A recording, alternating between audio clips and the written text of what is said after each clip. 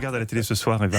Ce sera demain soir sur France 2 à 21h. Prenez un C'est chewing-gum, Eva. l'événement de cette fin de semaine. Samedi soir en direct de Tel Aviv aura lieu la 64e édition de l'Eurovision. Alors il y a ceux qui regardent ça comme un rendez-vous un peu kitsch. Et c'est vrai qu'à écouter le candidat... rappelez-moi votre patrie, Mathieu, c'est quoi? C'est la Suisse. La Suisse, voilà. Ben, musicalement, on peut mieux faire. Voilà.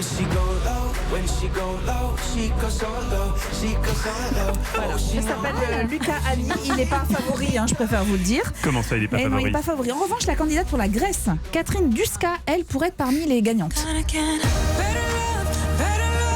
C'est sûr que c'est mieux. Elle a une plus jolie voix, excusez-moi. Alors oui, l'Eurovision, c'est un peu kitsch, mais pas seulement. C'est aussi un événement politique et c'est pour ça que je vous en parle ce matin. Le candidat italien en sait quelque chose. Alors a priori, rien de spécial dans cette chanson qui est intitulée Soldi, sauf que l'interprète italien donc s'appelle Mahmoud, qu'il est italo-égyptien et qu'il a glissé 3 mots en arabe dans son titre, de quoi énerver Matteo Salvini, le ministre de l'Intérieur italien, qui avait une nette préférence pour un autre candidat né de 2 parents italiens.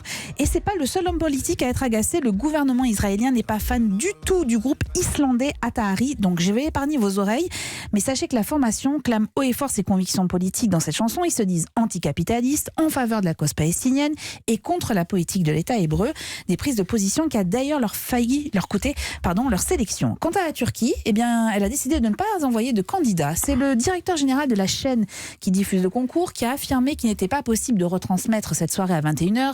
Les enfants ne sont pas couchés et ils pourraient voir un Autrichien barbu portant une robe faisant référence à Conchita Wurst, l'ancienne candidate pour l'Autriche, ajoutant que l'Eurovision avait dévié de ses valeurs.